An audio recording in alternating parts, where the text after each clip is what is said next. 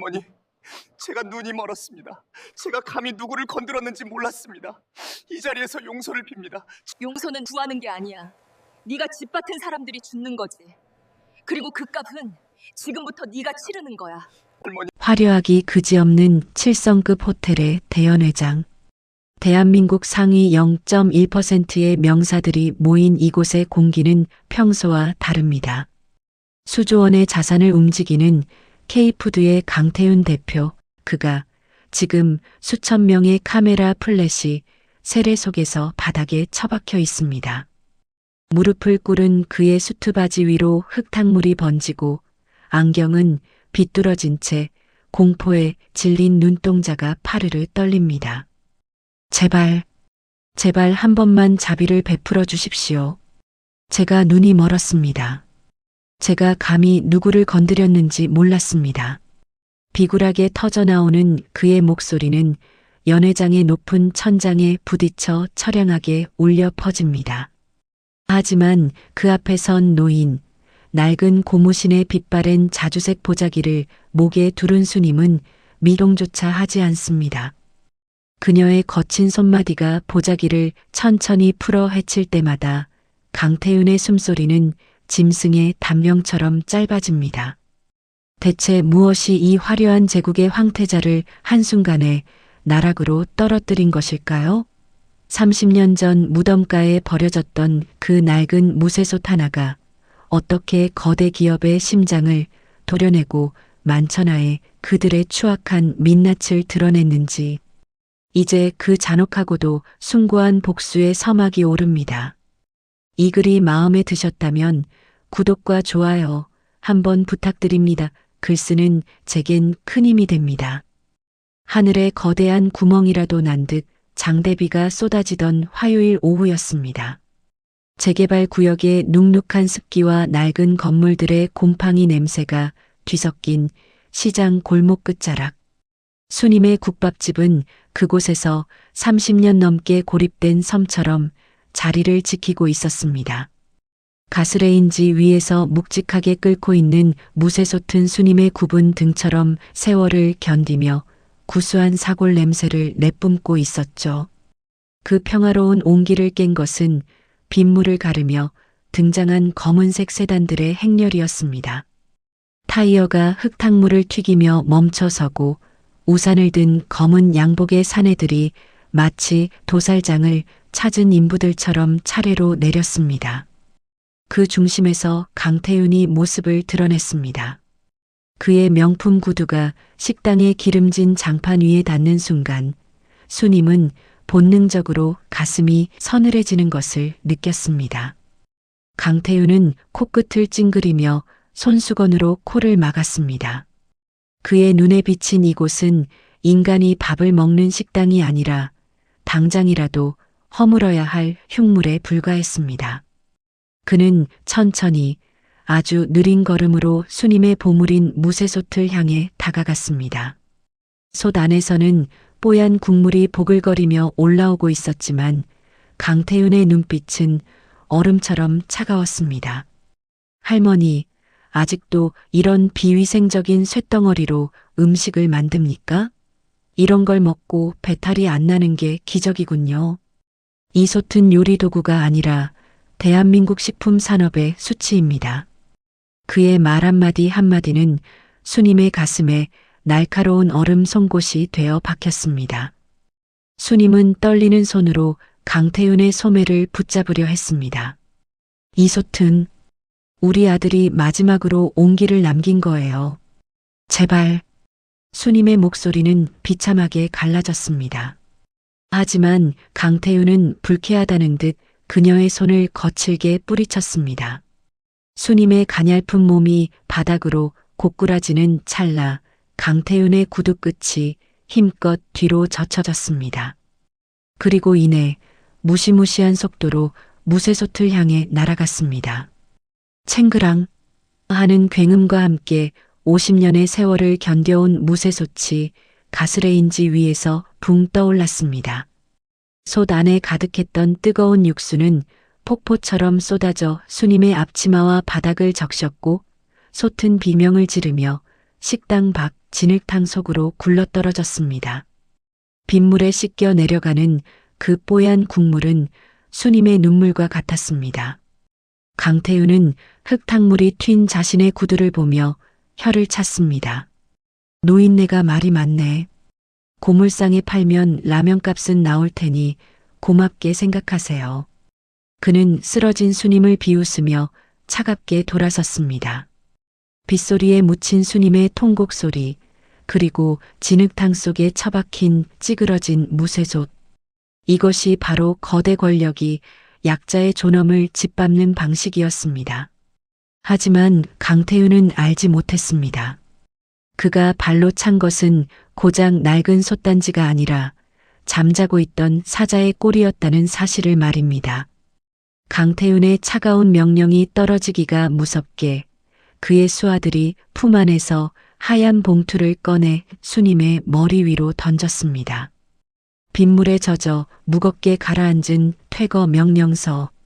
종이 조각들이 흙탕물 범벅이 된 수님의 헝클어진 머리카락 사이로 비참하게 달라붙었습니다. 주변에 모여든 시장 상인들은 강태윤의 서슬 퍼런 기세와 그 뒤를 지키는 거구의 사내들 때문에 숨을 죽인 채 발만 동동 구를 뿐이었습니다. 강태윤은 주머니에서 다시금 깨끗한 손수건을 꺼내 미세하게 묻은 국물 자국을 닦아내기 시작했습니다. 그 동작 하나하나가 마치 수님의 존재 자체를 지워버리려는 듯 정교하고도 잔인했습니다. 할머니, 우리가 진행하는 이 K푸드 콤플렉스는 국가적인 사업입니다. 할머니 같은 분들의 고집 때문에 대한민국이 발전하지 못하는 거예요. 법대로 하면 한 푼도 못 받고 쫓겨날 텐데 내가 자비를 베풀어서 이사비는 챙겨주라고 했으니 내일 오전까지 비우세요. 그의 목소리에는 일말의 동정심도 없었습니다. 오히려 미개한 생명체를 훈계하는 신과 같은 오만함이 서려 있었죠.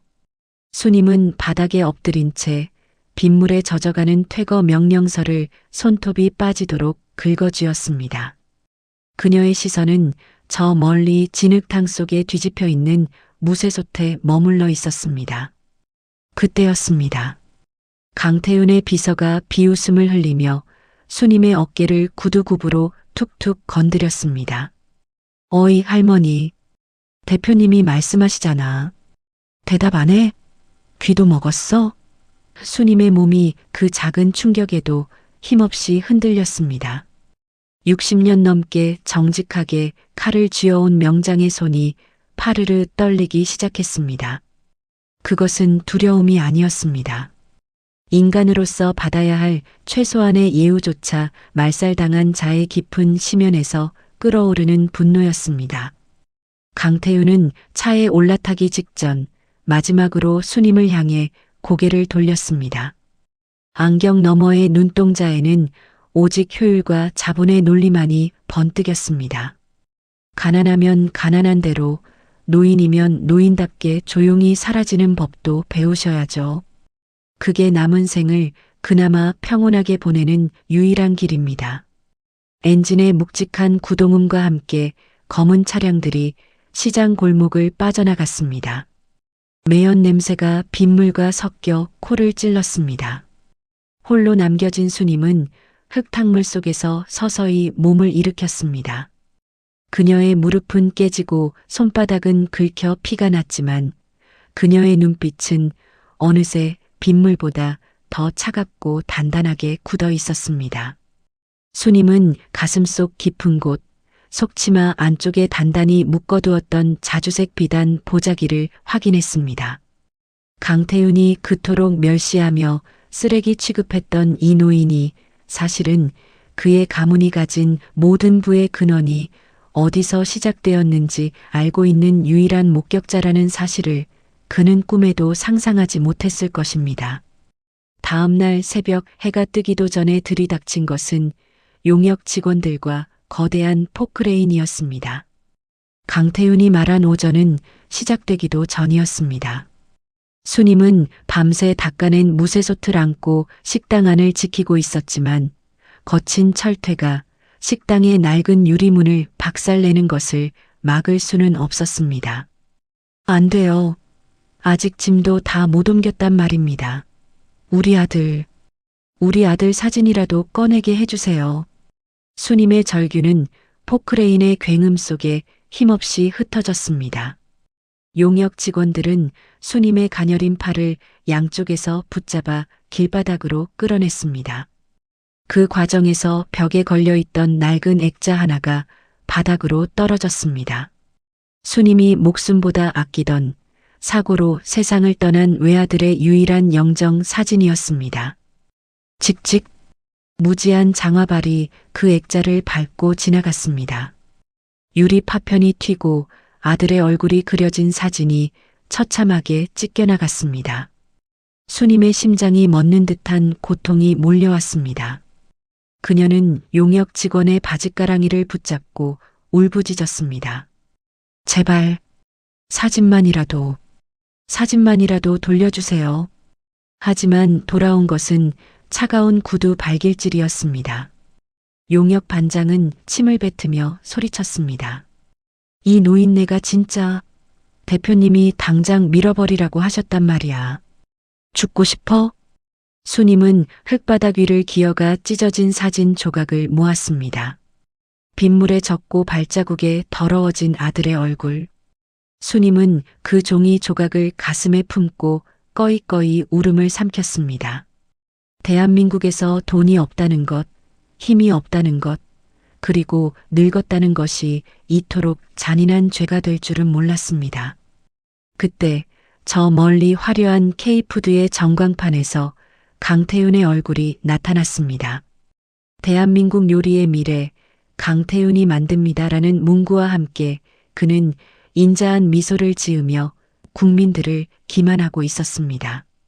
수님은 찢어진 사진 조각 사이로 드러난 강태윤의 미소를 뚫어지게 응시했습니다. 수님은 품 안에 자주색 비단 보자기를 더 꽉 쥐었습니다. 그 안에는 수십 년 전 대한민국 요리계의 전설이라 불리던 박수님 명장이 사용하던 낡은 칼자루가 들어 있었습니다. 그녀는 결심했습니다. 이제는 숨지 않겠다고. 강태윤이 세운 그 가짜 요리의 성벽을 자신이 평생을 바쳐온 진짜 맛으로 무너뜨리겠노라고. 수님은 으스러진 손으로 무쇠솥을 다시 짊어졌습니다. 비록 가게는 무너졌고 아들의 사진은 찢겼지만 그녀의 혈관 속에는 여전히 대한민국 명장의 뜨거운 피가 흐르고 있었습니다. 강태윤이 주최하는 국가대표 맞대전. 그곳이 바로 수님이 선택한 최후의 전쟁터였습니다. 과연 이 낡은 칼 한 자루와 상처 입은 노인의 진심이 거대 기업의 오만방자한 권력을 단칼에 베어낼 수 있을까요? 폐허가 된 식당 뒷마당, 무너진 석가래 사이로 여전히 가느다란 빗줄기가 스며들고 있었습니다.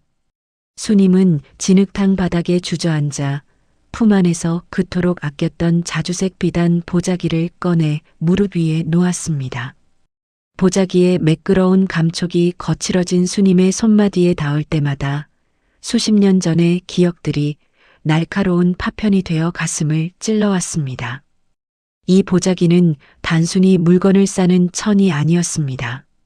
그것은 대한민국 요리계의 전설이라 불리던 박수님 명장이 은퇴하던 날 자신의 모든 명예와 이름을 봉인했던 결계와도 같은 것이었습니다. 수님은 떨리는 손으로 보자기의 매듭을 풀었습니다.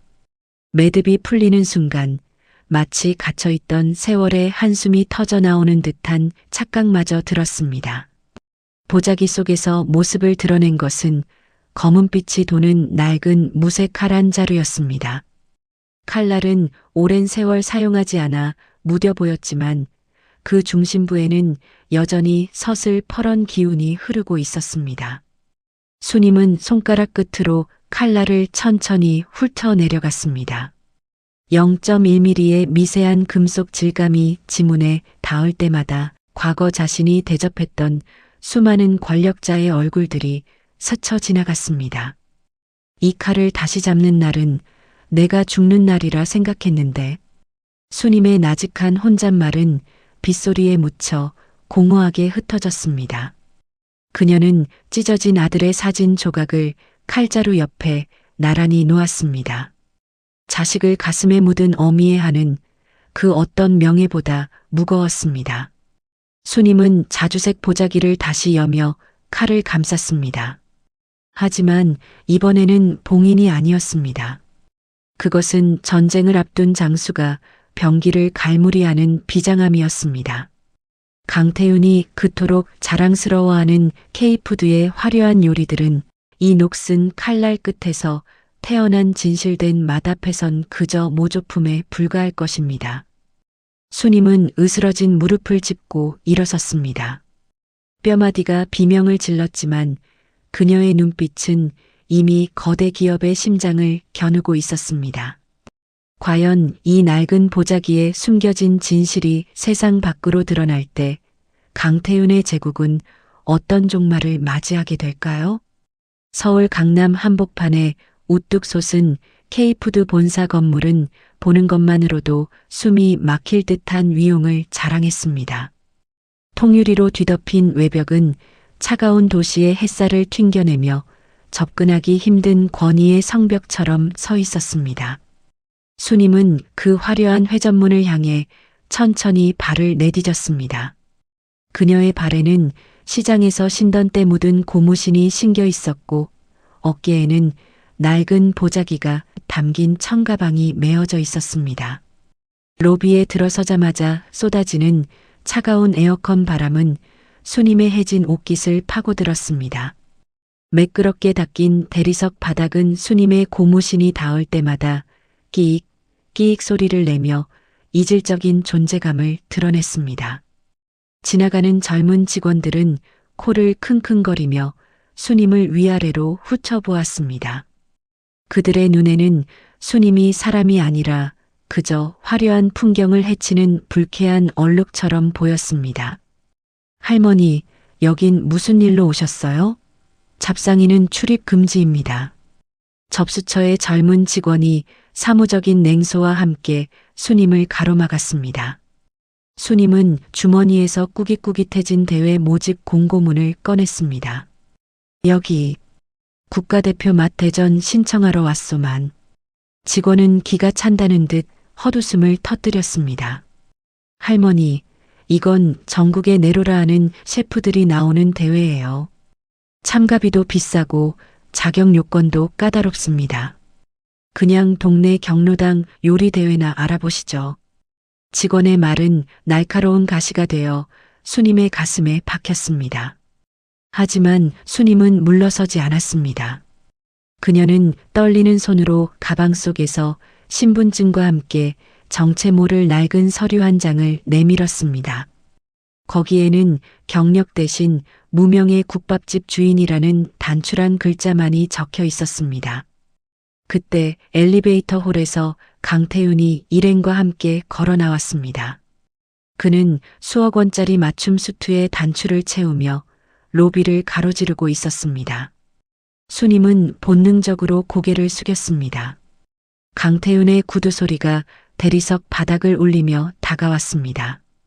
0.1초의 찰나 강태윤의 시선이 수님의 남루한 차림에 잠시 머물렀습니다. 하지만 그는 마치 쓰레기통을 본 듯 불쾌하게 미간을 찌푸리고는 그대로 지나쳐버렸습니다. 자신이 짓밟았던 그 노인이 자신의 안방으로 직접 걸어 들어왔다는 사실을 강태윤은 꿈에도 몰랐을 것입니다. 수님은 멀어지는 그의 뒷모습을 보며 손톱이 하얘지도록 가방끈을 움켜쥐었습니다. 조금만 기다리게나.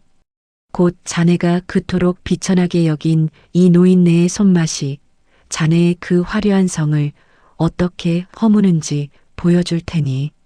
수님은 차가운 로비 한복판에서 자신의 이름을 지우고 오직 참가번호 72번이라는 숫자로 다시 태어났습니다. 국가대표 맛 대전 예선전이 열리는 조리실은 흡사 전장과 같았습니다. 수천만 원을 호가하는 최신식 주방 기구들이 번쩍이고 각국의 요리 학교를 졸업한 젊은 셰프들이 화려한 장비들을 뽐내고 있었습니다. 그 한복판에서 수님은 시장에서 산 흔하디흔한 무 한 박스만을 앞에 두고 서 있었습니다. 주변에서는 쑥덕거리는 소리가 끊이지 않았습니다. 저 할머니 좀 봐. 무 하나 들고 뭘 하겠다는 거야? 실수해서 여기 들어온 거 아니야? 조롱 섞인 시선들이 화살처럼 날아와 수님의 등에 꽂혔습니다. 하지만 수님은 귀를 닫았습니다. 그녀의 눈에는 오직 앞에 놓인 단단한 무의 결만이 보였습니다. 수님은 자주색 보자기에서 낡은 무색 칼을 꺼냈습니다. 칼을 잡는 순간 수님의 굽었던 허리가 꼿꼿하게 펴졌습니다.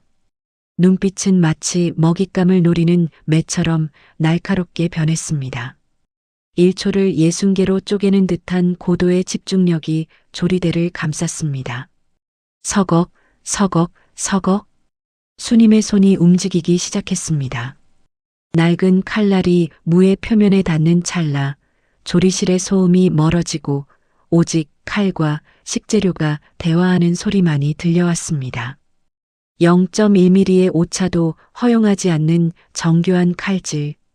수님의 손끝에서 썰려나가는 무는 투명한 얼음 조각처럼 빛났고 그 일정한 리듬은 마치 하나의 교향곡과 같았습니다.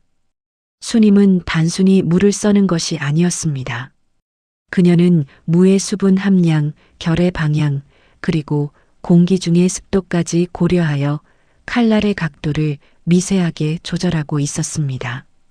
이것은 현대의 기계로는 도저히 흉내낼 수 없는 70년 세월이 응축된 명장의 감각이었습니다. 심사위원들이 하나둘 수님의 조리대로 모여들었습니다. 처음에는 호기심이었으나 이내 그들의 표정은 경악으로 바뀌었습니다. 한 심사위원이 수님이 썬 무 조각을 집어들었습니다. 빛에 비추자 반대편이 투명하게 비치는 무의 결. 그는 말을 잇지 못하고 손을 떨었습니다. 이건 칼질이 아닙니다. 식재료에 생명을 불어넣는 의식이군요. 그 소란을 듣고 강태윤이 VIP석에서 모니터를 확인했습니다. 화면 가득 잡힌 수님의 거친 손과 그 손끝에서 탄생하는 기적 같은 요리. 강태윤의 미간이 급격히 좁아졌습니다. 저 노인네. 대체 정체가 뭐야? 강태윤의 마음속에 이름 모를 불안감이 싹트기 시작했습니다. 자신이 버렸던 무쇠솥의 원령이 되살아나 자신을 쫓아오는 듯한 기분 나쁜 소름이 그의 뒷목을 훑고 지나갔습니다. 수님은 묵묵히 마지막 무 조각을 내려놓았습니다. 그녀의 이마에 맺힌 땀방울이 조리대 위로 떨어졌습니다. 과연 수님은 이 정체를 숨긴 채 무사히 결승전까지 올라가 강태윤의 오만을 박살낼 수 있을까요? 아니면 그녀의 압도적인 실력이 오히려 그녀를 위기에 빠뜨리게 될까요? 심사위원들의 테이블 위에 놓인 것은 지극히 평범한 옹기 그릇 하나였습니다. 화려한 금박을 입히거나 값비싼 트러플 오일을 뿌린 다른 참가자들의 요리 사이에서 수님의 무조림은 흡사 화려한 연회장에 잘못 들어온 시골 노인처럼 투박해 보였습니다. 하지만 그 뚜껑이 열리는 찰나 공기의 흐름이 단숨에 뒤바뀌었습니다. 0.1초의 정적 뒤로 번져나가는 향기는 인공적인 조미료의 자극이 아니었습니다. 그것은 대지의 깊은 곳에서 끌어올린 단맛과 수십 년의 세월을 견딘 시간장의 깊고 묵직한 울림이었습니다. 강태윤은 심사위원석 뒤편에서 코웃음을 쳤습니다. 겨우 무조림이라니. 할머니, 여기가 동네 부녀회인 줄 아십니까? 품격이라는 걸 좀 갖추시지 그랬어요. 그의 비아냥거림이 조리장 안에 차갑게 울려 퍼졌습니다. 하지만 수석심사위원인 김 교수의 손은 이미 미세하게 떨리고 있었습니다. 그는 70평생 대한민국 요리의 정점만을 보아온 미식계의 권위자였습니다. 그가 젓가락을 들어 무 한 점을 조심스럽게 입으로 가져갔습니다. 무가 혀끝에 닿는 순간 1초가 1분처럼 늘어지는 기적이 일어났습니다. 겉은 단단해 보였지만 치아가 닿기도 전에 무의 섬유질은 솜사탕처럼 녹아내렸습니다. 무의 세포 하나하나마다 배어있던 육수가 터져 나오며 심사위원의 미래를 자극했습니다. 그것은 단순히 맛있는 음식이 아니었습니다. 잊고 살았던 고향의 흙냄새, 어머니의 거친 손등, 그리고 가난했지만 따뜻했던 유년의 기억을 소환하는 시간의 맛이었습니다. 김 교수의 눈시울이 붉어지더니 이내 굵은 눈물 한 방울이 무조림 그릇 위로 툭 떨어졌습니다. 이건 사람이 만든 것이 아닙니다. 사라진 줄 알았던 대한민국 요리의 자존심 그 자체가 살아 돌아왔군요. 그의 목소리는 경외감으로 젖어 있었습니다. 다른 심사위원들 역시 약속이라도 한 듯 고개를 숙이고 맛의 깊이에 압도당했습니다. 장내는 순식간에 술렁이기 시작했습니다. 강태윤의 얼굴은 수억 원짜리 수트의 색보다 더 창백하게 질려갔습니다. 자신이 미개한 노인네라며 길바닥에 내팽개쳤던 그 투박한 손맛이 수조 원을 들여 구축한 자신의 프랜차이즈 왕국을 단 한 번의 칼질로 무너뜨리고 있었기 때문입니다. 수님은 조용히 강태윤을 응시했습니다. 그녀의 서늘한 눈동자 속에는 자네가 버린 그 무쇠솥의 무게가 이제 느껴지는가? 라는 무언의 질타가 담겨 있었습니다. 하지만 승리의 기쁨도 잠시 수님의 등 뒤로 소름 끼치는 살기가 느껴졌습니다. 강태윤의 일그러진 미소 뒤에는 이미 더 잔인하고 비열한 반격의 덫이 놓여 있었습니다. 과연 수님은 이 쏟아지는 찬사 속에서 무사히 살아남을 수 있을까요? 대회가 끝난 뒤 수님은 강태윤의 집무실로 호출되었습니다. 63층 높이의 초호화 빌딩, 통유리 너머로 서울의 야경이 보석처럼 빛났지만 그 안의 공기는 무덤처럼 차가웠습니다. 강태윤은 가죽 소파에 깊숙이 몸을 묻은 채 황금빛 만년필로 수표 한 장을 적어 내려갔습니다. 사각거리는 만년필 소리가 수님의 고막을 날카롭게 긁어댔습니다. 할머니, 운이 아주 좋으시더군요. 그 무조림 레시피 우리 K푸드에 넘기세요. 여기 10억 원권 수표입니다. 시장 바닥에서 평생 국밥 팔아도 구경 못할 돈이죠. 그는 수표를 테이블 위로 가볍게 미끄러뜨렸습니다. 0.1 두께의 얇은 종이 한 장. 그것은 누군가에게는 일생의 꿈이었고 누군가에게는 영혼을 파는 대가였습니다. 강태윤은 수님이 당연히 그 수표를 집어들 것이라 확신했습니다. 이 돈이면 아드님 빚도 갚고 좋은 집에서 편히 여생을 보내실 수 있습니다. 어때요? 공평한 거래 아닙니까? 수님은 수표를 쳐다보지도 않았습니다. 대신 그녀는 목에 두른 자주색 비단 보자기를 더욱 꽉 움켜쥐었습니다. 보자기 너머로 느껴지는 낡은 칼자루의 서늘한 감촉이 수님에게 힘을 주었습니다. 그녀는 고개를 들어 강태윤의 눈을 똑바로 쳐다보았습니다. 그 눈빛은 70년 세월의 풍파를 견뎌온 거목처럼 흔들림이 없었습니다. 맛은 파는 것이 아니라 나누는 것이라네. 자네 아버님도 예전엔 그걸 아셨을 텐데 자네는 어째서 돈 냄새만 맡는 짐승이 되었는가? 수님의 나직한 한마디에 강태윤의 얼굴이 경련하듯 뒤틀렸습니다. 자신의 아버지를 언급하는 이 미천한 노인네에게서 알 수 없는 공포를 느낀 그는 이내 본색을 드러냈습니다. 그는 자리에서 일어나 수님의 코앞까지 다가왔습니다. 비싼 향수 냄새 뒤로 역겨운 탐욕의 냄새가 풍겼습니다. 좋은 말로 할 때 받으세요. 내일은 이 수표가 아니라 할머니 가족의 영정 사진을 보게 될지도 모르니까. 대한민국에서 나를 거스르고 무사한 사람은 없었습니다. 강태윤의 위협은 뱀의 혀처럼 끈적거렸습니다. 하지만 수님은 조용히 뒤를 돌아 집무실을 나섰습니다. 대리석 바닥을 울리는 그녀의 낡은 고무신 소리는 마치 전쟁의 시작을 알리는 북소리와 같았습니다. 수님은 알고 있었습니다. 이제부터 벌어질 일은 요리 대결이 아니라 인간의 존엄과 탐욕의 밑바닥이 부딪히는 처절한 생존 게임이 될 것임을. 강태윤이 창밖의 어둠을 보며 누군가에게 전화를 걸었습니다. 그 노인네, 가장 아끼는 게 뭔지 알아내.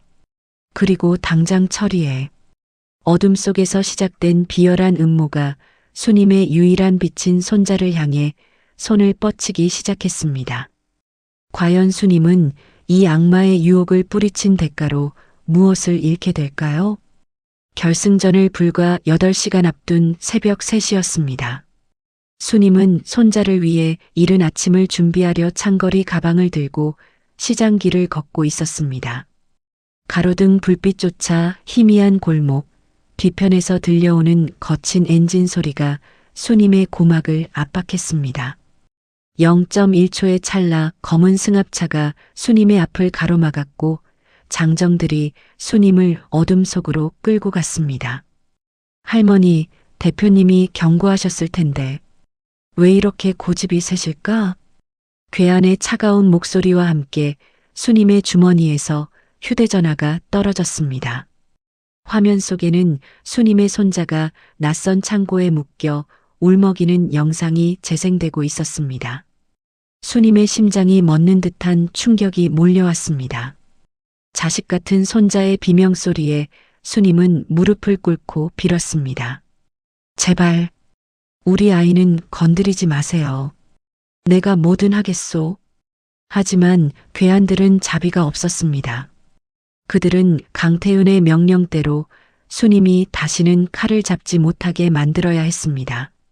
한 괴한이 수님의 오른손을 차가운 아스팔트 바닥 위에 강제로 펼쳤습니다.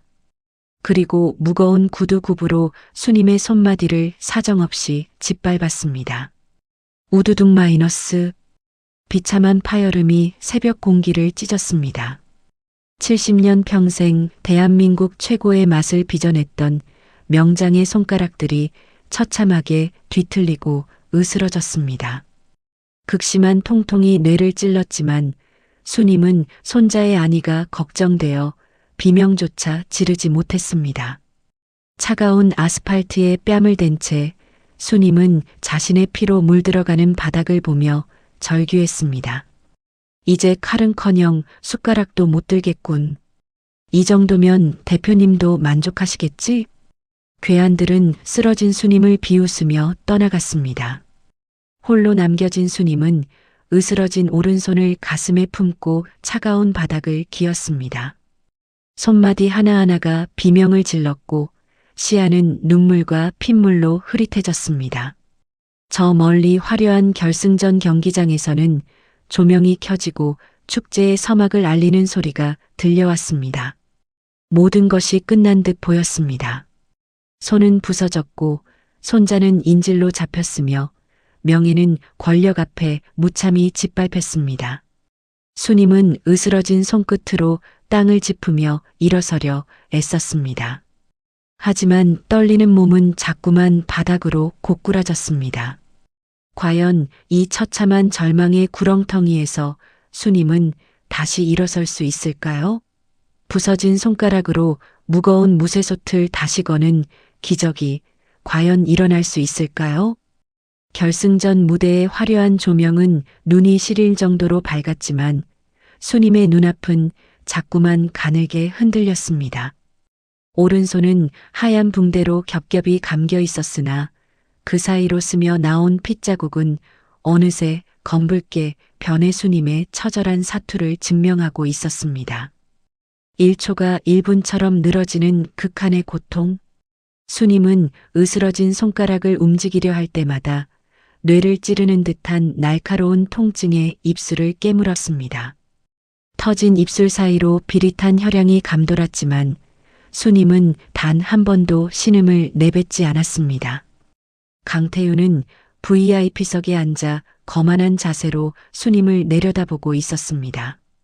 그의 입가에는 승리를 확신하는 비열한 미소가 걸려 있었죠.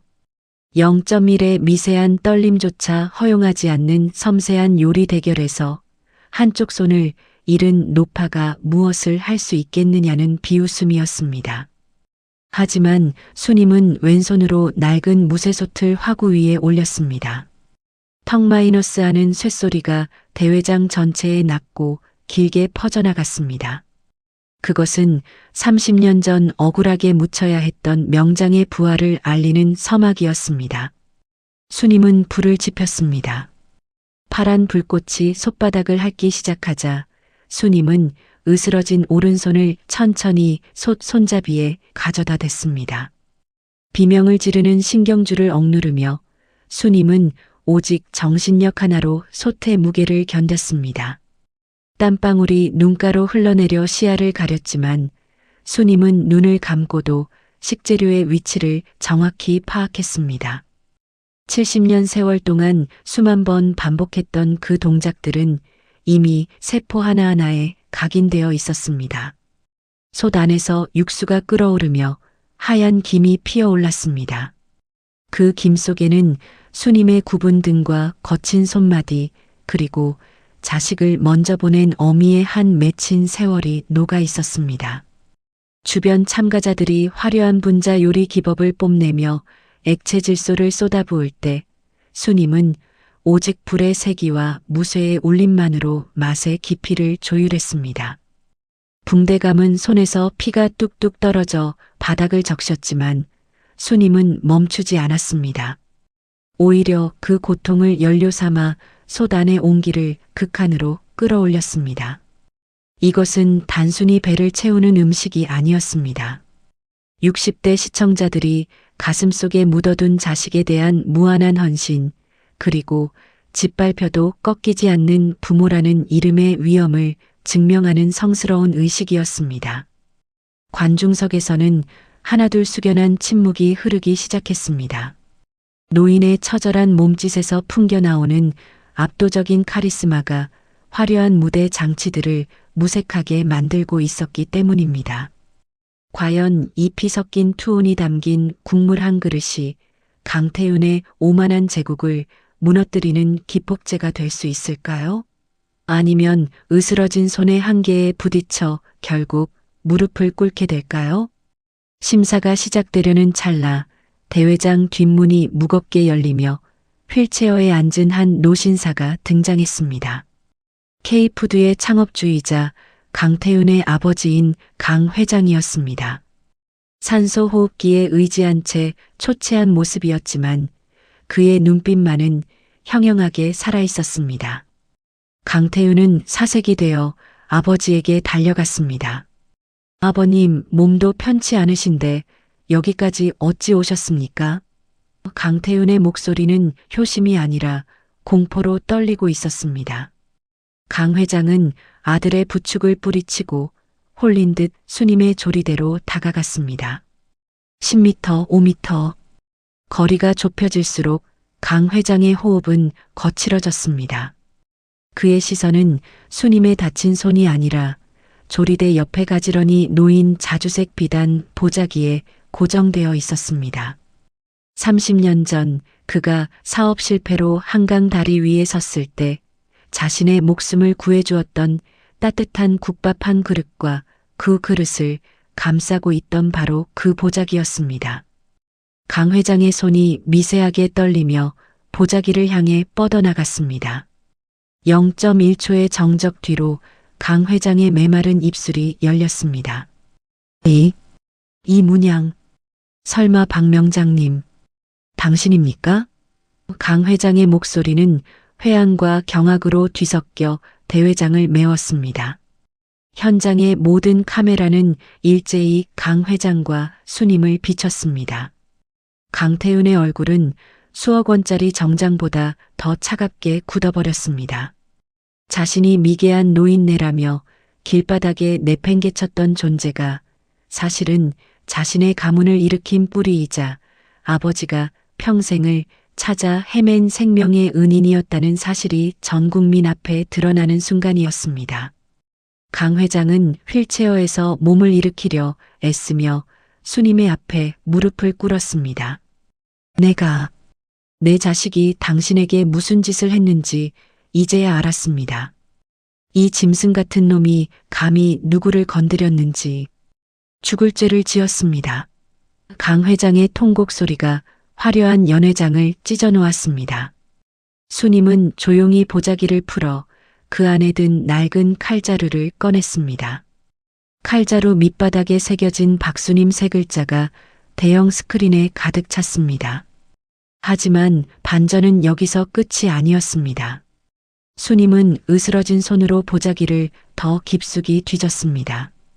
그 안에는 강 회장조차 몰랐던 강태윤이 지난 10년간 맛집들을 약탈하며 저지른 모든 비리와 이중장부 그리고 강태윤이 자신의 아버지를 강제로 요양원에 가두려 했던 음모의 증거물들이 고스란히 담겨 있었습니다.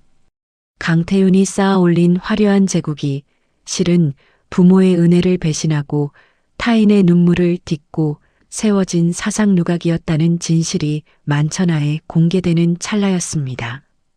과연 강태윤은 이 거대한 진실의 파도 앞에서 어떤 최후를 맞이하게 될까요? 대회장의 대형 스크린에는 강태윤이 용역들과 주고받은 은밀한 통화 내용과 비리 장부들이 쉴 새 없이 흘러나왔습니다. 0.1초마다 터지는 카메라 플래시는 강태윤의 비겁한 얼굴을 난도질하듯 비쳤습니다. 전 국민이 지켜보는 생중계 방송 채팅창은 분노로 폭발했습니다. 60대 시청자들은 자신의 일처럼 울분을 토하며 강태윤의 몰락을 지켜보았습니다. 아버님, 이건 오해입니다.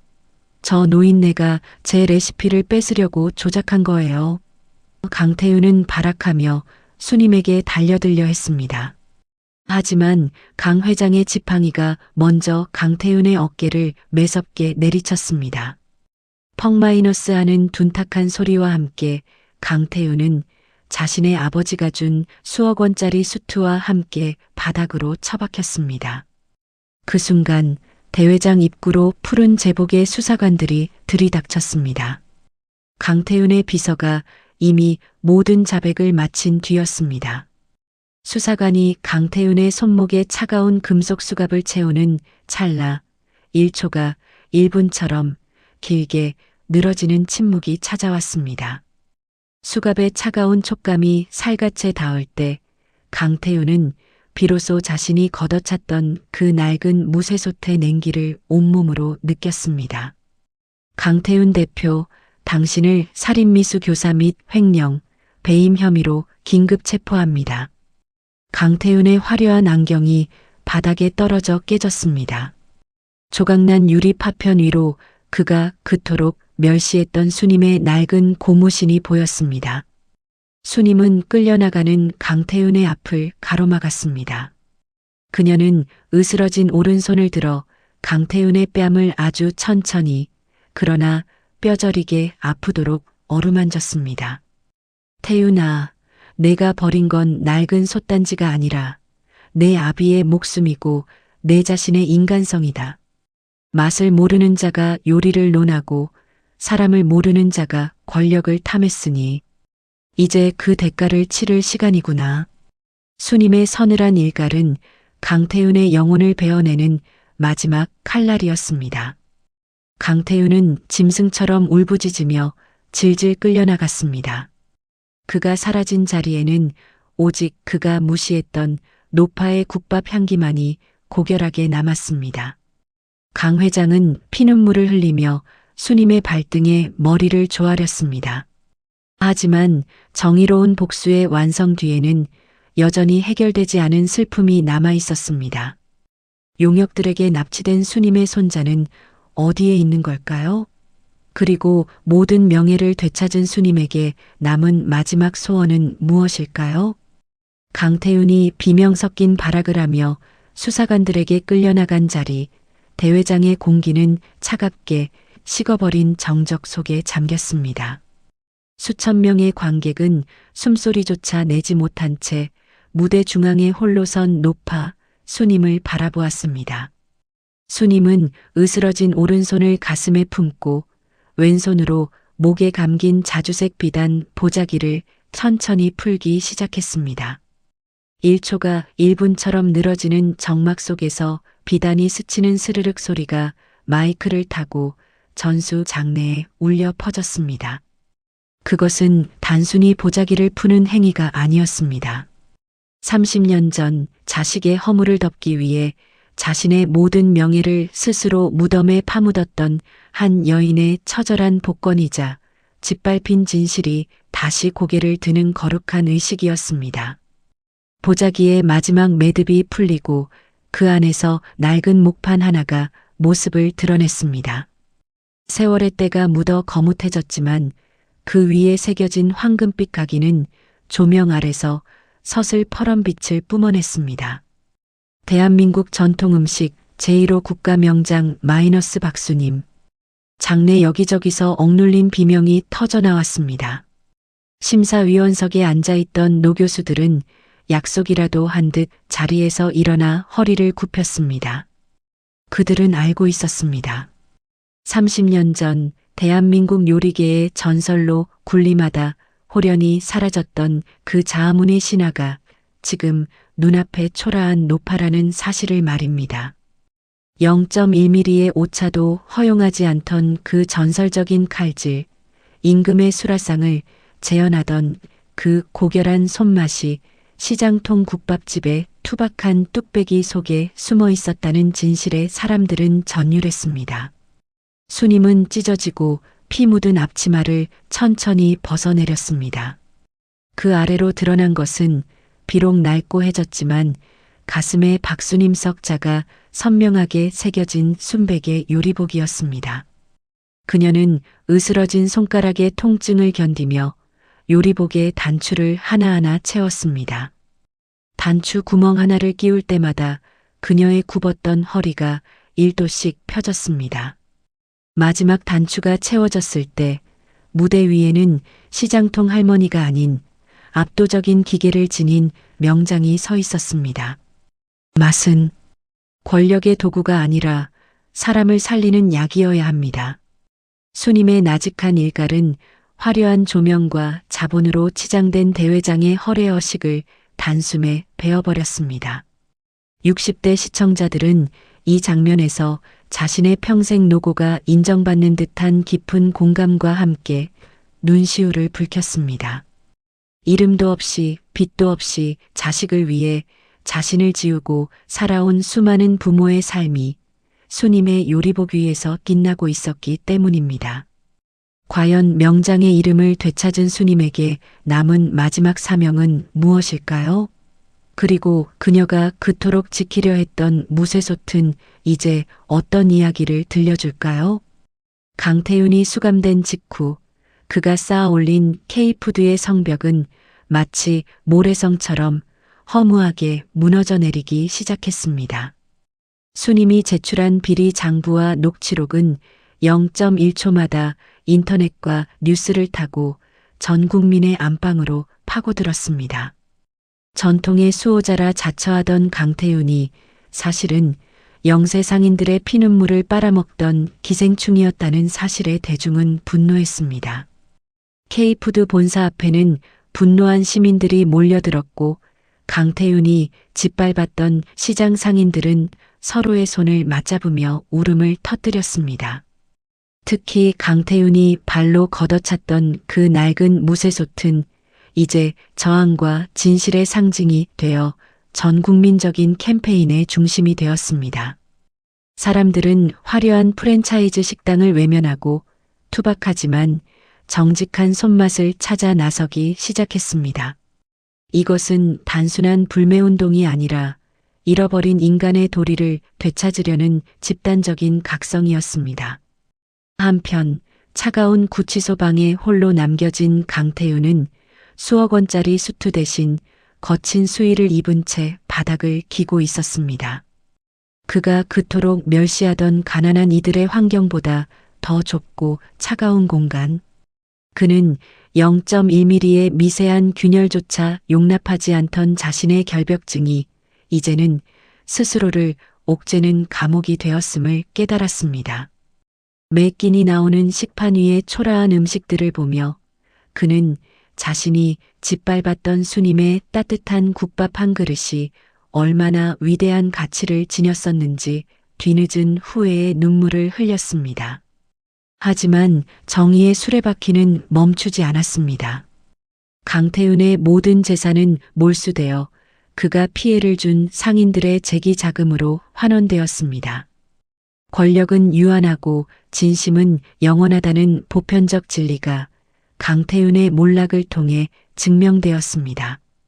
60대 시청자들은 이 대목에서 막힌 체증이 내려가는 듯한 극강의 사이다를 경험했습니다. 사회적 약자를 인격 모독하고 부조리를 일삼던 가해자가 처참하게 파멸하는 과정은 그들이 평생 가슴에 품고 살았던 사회적 억울함을 씻어내주는 치유의 과정이기도 했습니다. 수님은 무너진 자신의 국밥집 터에 섰습니다. 포크레인이 휩쓸고 간 자리는 황량했지만 그녀의 손에는 여전히 낡은 칼자루가 쥐어져 있었습니다. 그 칼끝이 겨누는 곳은 이제 복수가 아니라 다시 시작될 희망의 불씨였습니다. 과연 폐허가 된 이 자리에 다시 국밥 냄새가 피어오를 수 있을까요? 그리고 수님이 그토록 기다렸던 마지막 한 사람, 그녀의 손을 잡아줄 이는 누구일까요? 다시 돌아온 봄, 재개발의 광풍이 멈춘 골목 끝자락에 작은 기적이 일어났습니다.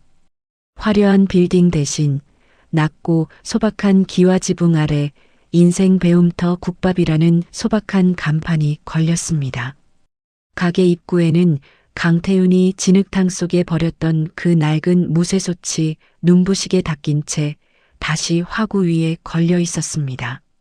솥 안에서는 사골이 뽀얗게 우러나며 그리운 사람을 부르는 구수한 향기가 골목 전체를 따뜻하게 감싸 안았습니다.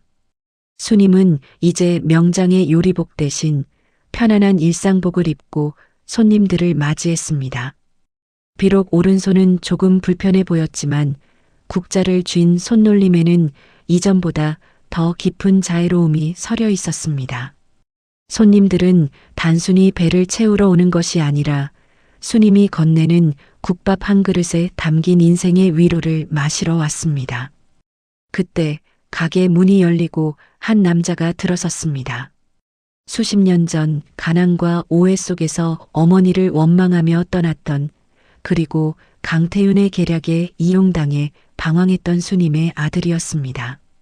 아들은 백발이 성성해진 어머니의 뒷모습을 보며 차마 발걸음을 떼지 못했습니다. 30년이라는 세월의 벽이 두 사람 사이를 가로막고 있는 듯 했습니다. 수님은 뒤를 돌아보지 않고도 알 수 있었습니다. 핏줄의 끌림은 0.1초의 직감만으로도 충분했습니다. 그녀는 묵묵히 가장 좋은 뚝배기를 꺼내 갓 지은 밥과 고기를 듬뿍 담았습니다.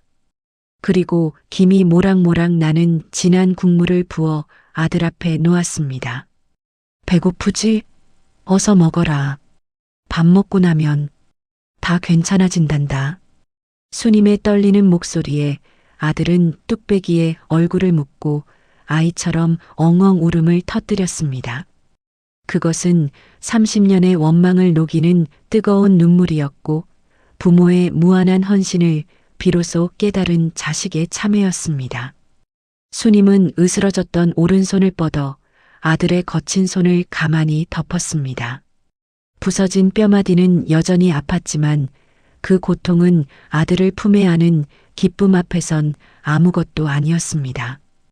60대 시청자들은 이 장면에서 자신의 자식들과 겪었던 갈등과 화해를 떠올리며 가장 큰 감동을 느꼈습니다.